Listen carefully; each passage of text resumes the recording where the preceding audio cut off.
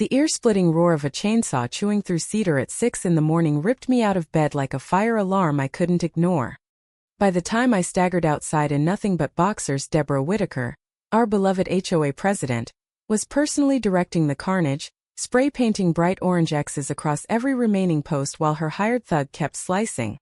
The metallic scream mixed with the hiss of aerosol paint, and the sweet-rot smell of fresh sawdust settling on my late wife's roses like toxic snow. Neighbors' curtains twitched open across the street, but nobody stepped outside. They just watched the show, probably thanking whatever god they prayed to that it wasn't their turn this morning. Deborah stood there in pastel yoga pants and a reflective safety vest that probably cost more than my truck payment, clipboard in one hand, phone recording in the other, looking every bit the concerned community leader. "Mr. Brooks, this fence is 2 inches over code and blocking my golf course view," she announced in that syrupy voice she saved for public moments. "It's destroying property values and creating a hostile living environment." 20 feet of the privacy fence I'd hammered together board by board as therapy after Laura died was already gone. The garden behind it, her roses, her lavender, the bench where we used to sit every evening, was now wide open for the whole cul-de-sac to gawk at. My name is Ethan Brooks. 49 years old, electrical contractor, moved to Willow Creek Enclave in Arizona 6 months ago, thinking the quiet suburbs would help me breathe again after cancer took my wife in 18 brutal months. The life insurance barely covered the medical bills, so I bought this modest ranch house sandwiched between McMansions and figured I could heal in peace. That fence? I built it myself. Every nail, every coat of stain was a conversation with Laura I couldn't have anymore. The rhythmic thunk of the hammer, the rough grain of cedar under my calloused palms, the way the wood smelled like hope instead of hospital antiseptic, it kept me sane. Behind it bloomed her memorial garden, the only place the world still felt like it had her in it.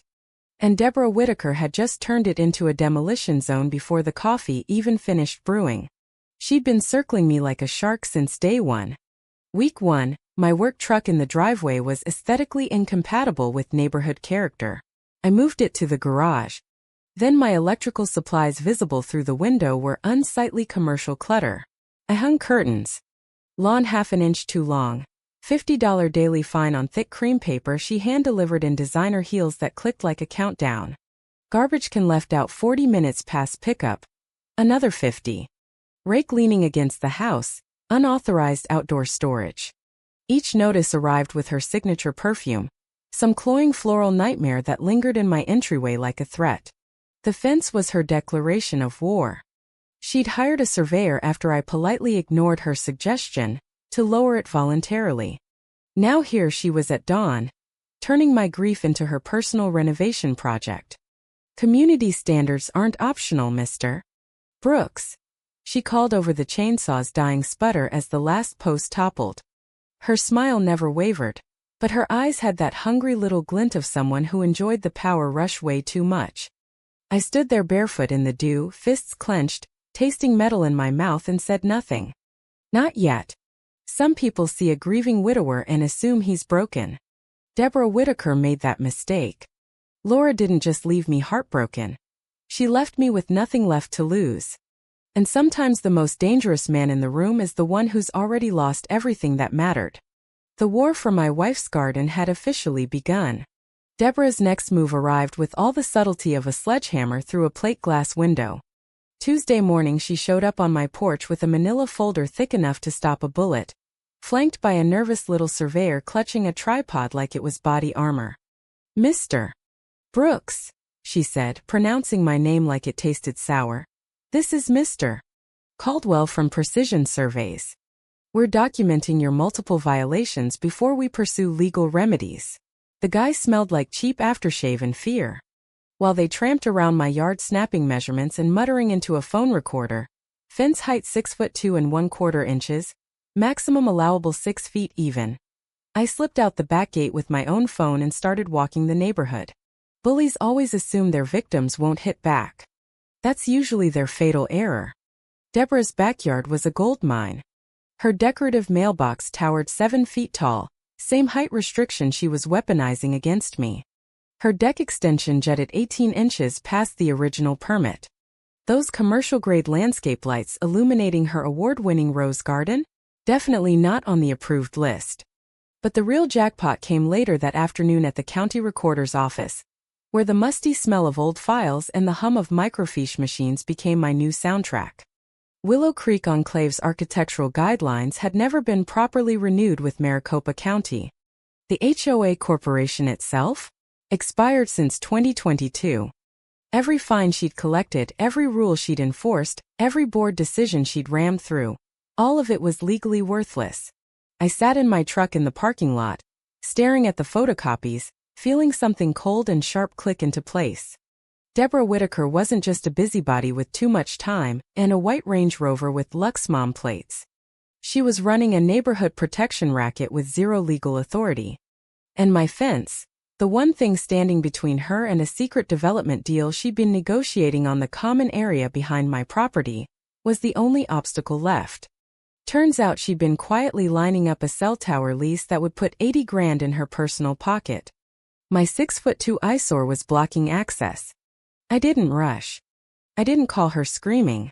I simply started documenting everything with the same patience I'd used wiring houses for 20 years, one careful connection at a time. 3 other neighbors had identical fences that somehow never received notices. Mrs. Alvarez, the 82-year-old widow 2 streets over, had been fined into near foreclosure over her grandkids' swing set.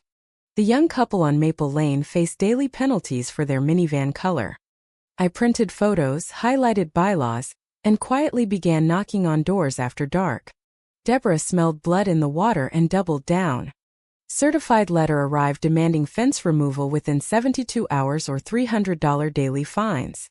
She scheduled an emergency board meeting in her living room, folding chairs squeaking under the weight of her sister-in-law secretary and 2 sleepy retirees who nodded along like bobbleheads. Store-bought cookies on paper plates under a crystal chandelier that probably cost more than my entire house. Ethan has repeatedly shown contempt for community standards, she began, consulting notes on her phone like she was delivering a TED Talk on tyranny. I slid my own folder across her marble coffee table. Before we discuss my fence, perhaps the board should address these. The temperature in the room dropped 10 degrees. Photos of her 7-foot mailbox. Her unpermitted deck. Her cousin's landscaping company receiving no-bid contracts worth $40,000 from HOA funds. Her face stayed perfectly composed, but the vein in her temple started doing the cha-cha. "Those are decorative enhancements," she sniffed. "Completely different from your fortress wall." The vote went 3-1 against me. Fines doubled for frivolous challenges. Walking out, the crunch of autumn leaves under my boots sounded exactly like her credibility starting to crack. She'd won the round, but desperate people make mistakes. And Deborah Whitaker was about to make a career-ending one. 3 days later the legal nuke landed. Thick envelope from a fancy Scottsdale firm demanding immediate removal and claiming my hostile structure created neighborhood intimidation. Dated 2 days before the board meeting. She'd lawyered up before even pretending to give me due process. Then county code enforcement showed up, tipped off by an anonymous caller, who somehow knew exact details of non-existent electrical modifications. Officer Ramirez looked genuinely embarrassed as he measured my perfectly legal fence and muttered, "Sounds like someone really wanted me to find something that isn't here." That evening I overheard her at the mailboxes, stage whispering to the Hendersons, "Ethan's one of those difficult types. Lawyers involved now. Property values will tank if we don't act fast." The poison spread beautifully. But I was already 3 moves ahead. I spent the next 2 nights buried in county records again, breathing that beautiful musty air of public archives. What I found made her threats look like playground taunts. Shell companies under her maiden name had funneled HOA maintenance money straight into her pocket. The phantom common area she claimed my fence encroached on? She was negotiating to lease it for a cell tower, personal profit, not community benefit. Every violation notice, every dollar collected for 3 years, issued by a legally dead corporation. I reached out to the other victims. Mrs. Alvarez brought 15 years of meticulously filed complaints. The young couple started a private group chat that grew to 27 families in 48 hours. We filed a formal complaint with the Arizona Attorney General and the State Real Estate Board. We requested a full homeowner meeting at the actual community center, not Deborah's living room, with proper notice under state law.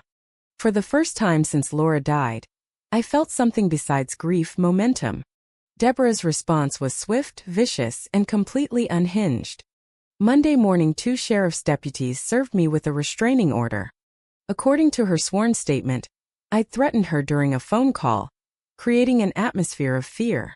She'd helpfully provided an edited audio clip that cut out her own screaming and left only my increasingly frustrated replies. To any outsider, I sounded like a raging lunatic. 100 yards away at all times, the deputy explained while Deborah watched from her kitchen window with a triumphant little smile. She didn't waste a second. That same afternoon, she called an emergency board meeting I was legally barred from attending. Agenda: immediate fence removal for safety concerns. Vote: unanimous 4-0. Contract awarded to her brother-in-law's company for $4,200. Lien on my house if I didn't pay. Work scheduled for the day I'd be on a job in Phoenix. She thought she'd exiled me. She had no idea she just handed me the rope to hang her with. My attorney, Sarah Klein, practically cackled when I laid the expired incorporation documents on her desk. Not only is the entire HOA legally non-existent, she said, but under Arizona law every fine paid can be tripled in damages. We're talking potential recovery north of $400,000. We coordinated with Channel 12 News. We prepped injunction paperwork. We timed everything for Monday morning. I let the demolition crew show up. I let Deborah pace her driveway in her crisp white blazer and most expensive jewelry, rehearsing her victory speech. I let her think she'd won. Because the sweetest revenge isn't stopping the chainsaw.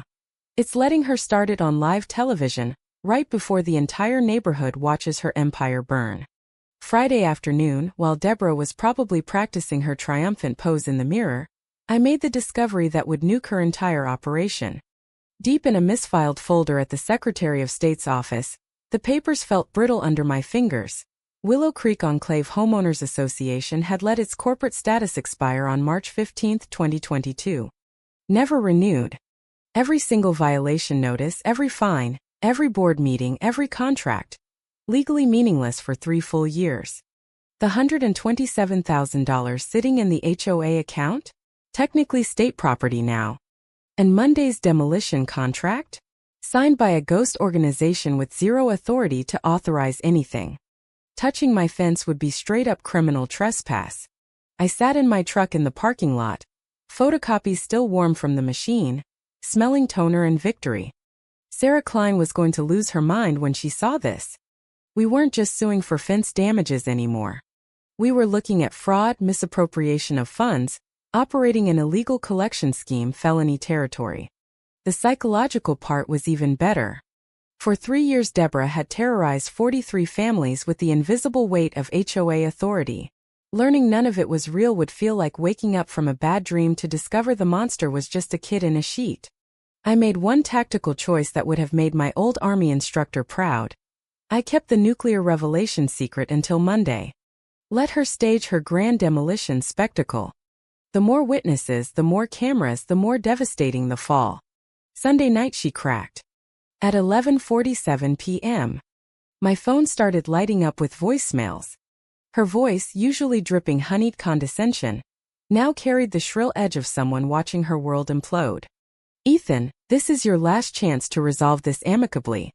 Drop the nonsense and sign the voluntary removal agreement by midnight, and I'll waive all fines. 12 minutes later, the panic was thicker. I know about your little neighborhood coalition. You have no idea who you're dealing with. I have connections. By the 4th message at 12:23 a.m., the mask was gone. You're destroying property values with your selfish drama. Every neighbor will blame you when their equity vanishes. I saved every recording.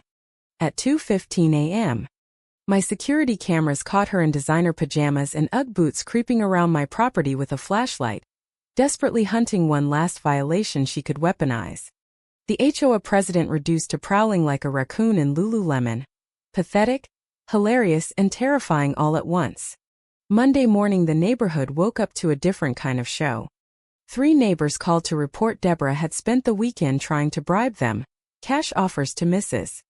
Alvarez, $5,000 to the young couple with a non-disclosure clause, $15,000 to Dr. Patel if he'd take a vacation during the proceedings. Each refusal gave us fresh evidence of witness tampering. Her real estate brokerage had quietly removed her photo from the website. The private Facebook group, Willow Creek Property Rights, had swelled to over 100 members sharing stories and documents. Her own page was flooded with questions she couldn't delete fast enough.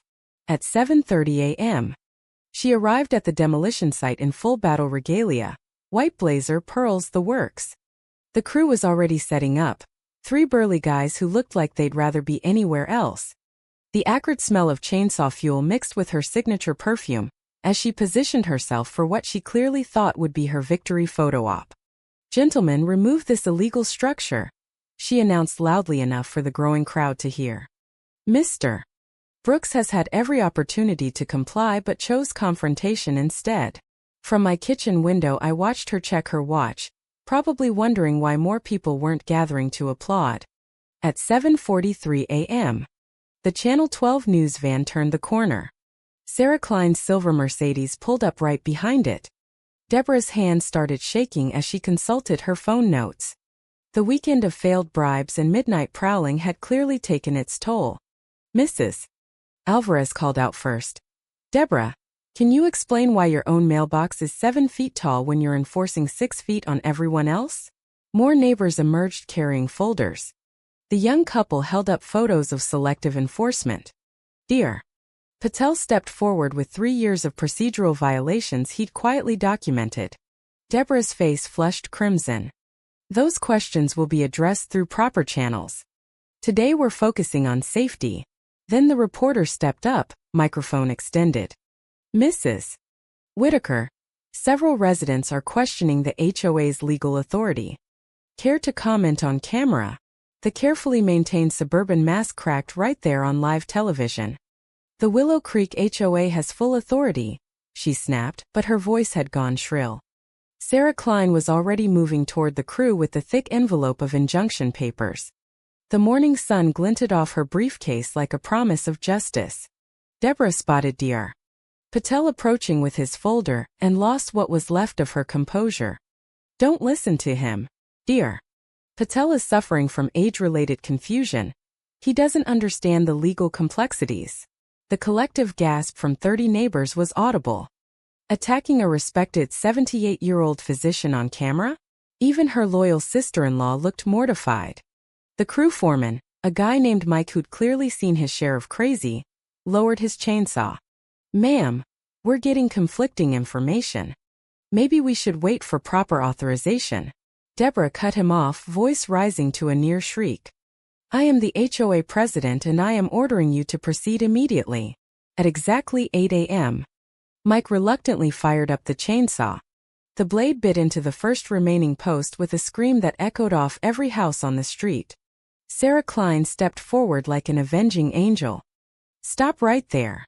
Her voice cut through the mechanical roar. "You are about to commit criminal trespass on behalf of a legally non-existent organization." The chainsaw died instantly.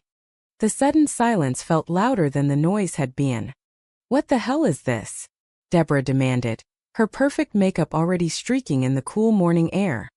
Sarah slapped the papers into her manicured hands hard enough to make them shake. "You are served with an emergency injunction and a lawsuit filed this morning in Maricopa County Superior Court." The Willow Creek Enclave Homeowners Association's corporate status expired in 2022 and was never renewed. "Every fine, every decision, every contract you've issued for 3 years is legally void." The crowd pressed closer. Phones were recording. Channel 12's camera rolled. I stepped forward with my own folder, tasting pure satisfaction like the best coffee I'd ever had. "And those common area negotiations for the cell tower lease? The $80,000 you plan to pocket personally? That's community money you're trying to steal." Deborah's face cycled through confusion, rage, and dawning horror. "This is ridiculous. The HOA has full authority." "Actually, it doesn't," Sarah interrupted coolly. According to these financial records provided by Dr. Patel, you've funneled over $75,000 in no-bid contracts to your cousin's company while operating an illegal collection scheme. The reporter thrust the microphone forward. Mrs. Whitaker, how do you respond to allegations of fraud and self-dealing? That's when the mask shattered completely. The entitled suburban queen disappeared and the cornered bully emerged screaming. This is a conspiracy, she shrieked, voice cracking like cheap glass. That man has been plotting against me from day one. He's probably not even legal. Those people always find ways to game the system. The ethnic slur hung in the air like poison. The reporter's eyes lit up with the gleam of career-making footage. The crew started packing equipment faster than if the place was on fire. Sheriff deputies who'd arrived on our trespassing complaint now looked at Deborah like she'd grown a second head. "Ma'am, you need to calm down," one deputy said, handcuffs jingling. "The restraining order was based on falsified information and has been quashed. Mr. Brooks is on his own property. You, however, just authorized felony trespass." The crowd had swelled to over 40 people. Phones captured every second of Deborah's meltdown. Mascara rivers, pearls clutched in white-knuckled fists, the whole pathetic spectacle. "This community will fall apart without proper oversight," she wailed. "Property values will crash. It'll be chaos." I delivered the line I'd practiced in the mirror for weeks. "Actually, Deborah, this community is finally going to thrive. Because we're forming a legitimate property owners association with real legal standing, transparent finances, and leadership that serves people instead of terrorizing them." The cheer that erupted was spontaneous and thunderous. Mrs. Alvarez cried happy tears. The young couple hugged each other. Even the news reporter smiled behind her microphone.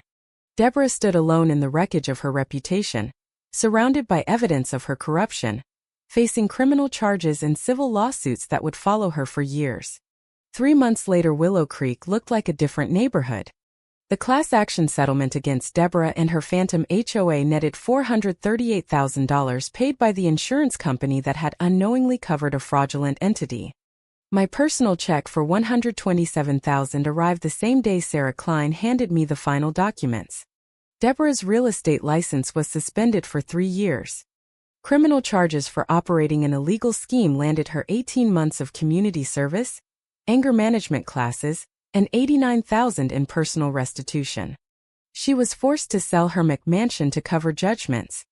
The Range Rover disappeared first, then the crystal chandelier and designer furniture.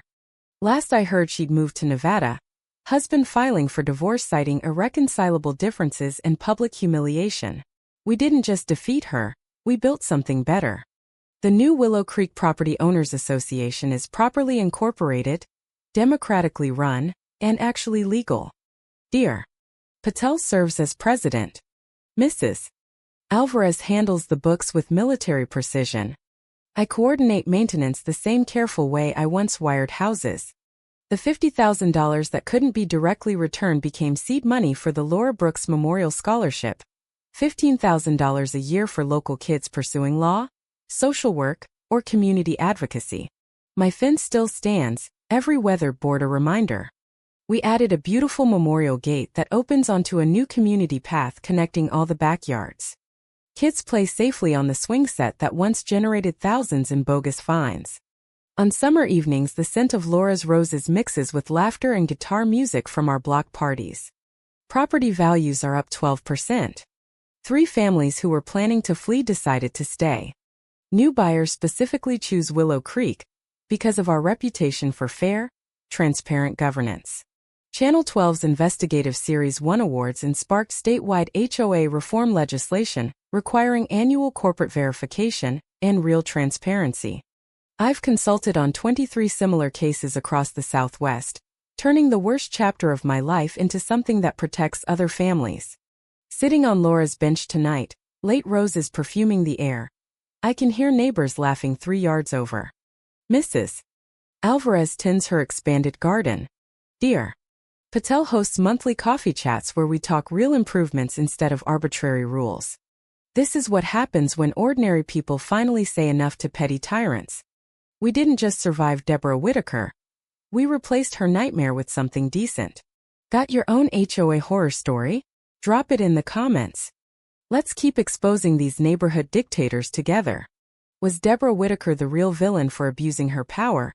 Or was Ethan Brooks wrong for fighting back with every legal weapon he could find?